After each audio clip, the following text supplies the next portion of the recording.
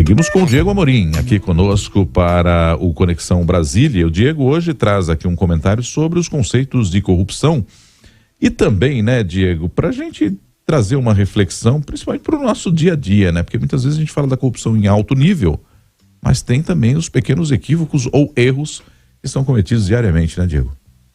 É isso, Nonato, é a corrupção nossa de cada dia. Eu trago esse assunto hoje porque, conversando com pessoas aqui em Brasília na semana passada, numa roda de conversa, aqui mesmo na rádio até, eu fiquei me perguntando, será que combater corrupção saiu de moda no Brasil? A gente precisa olhar, claro, todo o contexto, a gente está saindo, ainda saindo, digamos assim, de uma operação como a Operação Lava Jato, que chegou a ser considerada a maior operação contra a corrupção, não somente no Brasil, mas no mundo, mas com todas as suas polêmicas, com todos os seus erros. Hoje, se você fala em combater corrupção, para muita gente você é logo taxado de lavajatista, de maneira pejorativa, né? Então, como se o Brasil tivesse virado uma Suíça e não existisse mais corrupção no Brasil. A gente meio que se acostumou com aquelas operações, todas as sextas-feiras, tinha alguém sendo preso, um empresário poderoso, um político, uma coletiva grande explicando um grande esquema de corrupção, e a coisa foi esfriando, foi se esvaindo. Houve muitas mudanças na forma de se investigar, a gente teve mudanças no âmbito da Polícia Federal, da Controladoria Geral da União, a Procuradoria Geral da República também mudou um pouco a sua postura, a gente teve mudanças a partir da Lava Jato em questões importantes, como a da condução coercitiva, o fim do foro privilegiado não avançou, a prisão em segunda instância caiu, ou seja, falar em corrupção saiu, digamos, pelo menos saiu do foco do debate público. Você raramente vê alguém no Congresso Nacional ocupando a tribuna para falar de algum caso de corrupção. E, de novo, isso não quer dizer necessariamente que nós estamos agora vivendo um país com menos corrupção, ou que essa corrupção sumiu, desapareceu e a gente está num país menos ou mais corrupto. O conceito de corrupção, Michele Nonato, ouvinte da Nova Brasil, é um conceito muito amplo. Existem várias formas de você conceituar o que é a tal da corrupção. Podem ser práticas de suborno e de propina, fraude, apropriação indébita ou qualquer outro desvio de recursos. A corrupção ocorre quando há algum ganho privado às custas de um patrimônio público, ou seja, corruptor e corruptores se beneficiam enquanto o bem público e a sociedade são lesados. Eu gosto de uma definição mais simples, que não li em lugar algum, eu mesmo que inventei para mim mesmo. Corrupção é quando você pega alguma coisa que não é sua, é isso, né? Mas fica mais fácil de explicar para um filho, por exemplo. Eu que sou pai de um garotinho de 4 anos, filho, se isso aqui não é seu, não é seu. O que não é seu, não é seu. Então, simples, isso é um conceito talvez um pouco mais simplório do que é a corrupção. E ao longo da relação entre corrupção e política, todo mundo, incluindo nós, eleitores, fomos criando algumas formas de lidar com isso. Foi aí no meio do caminho que surgiu aquela frase bastante famosa que a gente rapidamente associa a um político específico ou não, e eu não vou nem citar nomes aqui para não cair na tentação de começar a citar nomes, senão a coluna se estende se a gente for falar de rouba mais faz. Mas é esta frase, rouba mais faz. Fulano rouba mais faz. Essa é uma frase que traz um questionamento bastante significativo do ponto de vista ético e moral de quem defende essa tese do rouba mais faz, né? Muitas vezes, um pequeno vereador de uma cidade, um prefeito, ele vai usando dessa frase para construir a carreira política dele. Tem lá uma cidade que não tem nada, ele faz alguma coisa, coloca lá uma quadra de esportes, constrói uma creche como quem não quer nada, faz ali um posto de saúde, superfatura essa obra, gera emprego, ou seja, traz realizações para a cidade do ponto de vista econômico, e isso ameniza a consciência dele para fazer um mal feito, para cometer uma irregularidade. Isso não acontece nem em uma nem em 2 cidades, não. Isso acontece a rodo nesse Brasilzão de meu Deus, nesse país gigante. É o rouba mais faz, que vai sendo internalizado, que a pessoa vai crescendo ouvindo, ele rouba, mas faz, ele rouba, mas realiza, ele leva o dinheiro público, mas está lá construindo a ponte, olha que bonita essa ponte ajudou a nossa vida aqui, facilitou o nosso caminho de volta para casa, e por aí vai. Houve quem defendesse durante um bom tempo aqui no Brasil, inclusive publicamente, também vou evitar citar nomes para a gente não entrar nessa coluna em personificação de coisas de um lado ou de outro político. porque a corrupção, obviamente, não tem coloração ideológica, como costuma dizer essa expressão que eu adoro, o nosso querido Roberto Nonato.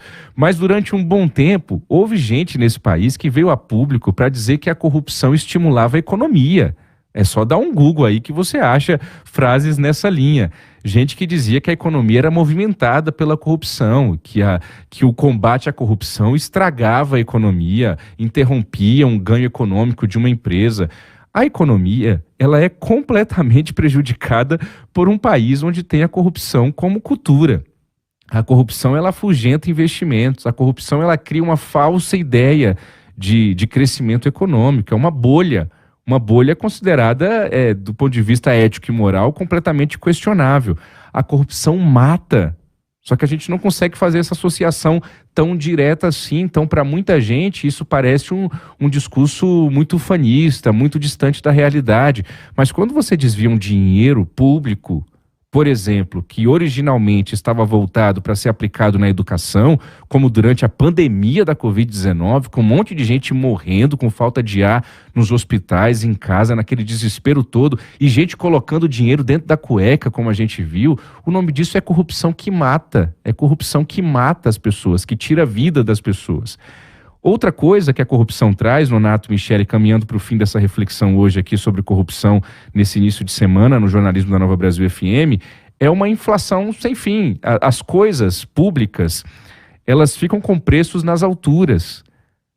Essa obra que acontece hoje numa cidade do interior, ela poderia ser feita de maneira muito mais barata.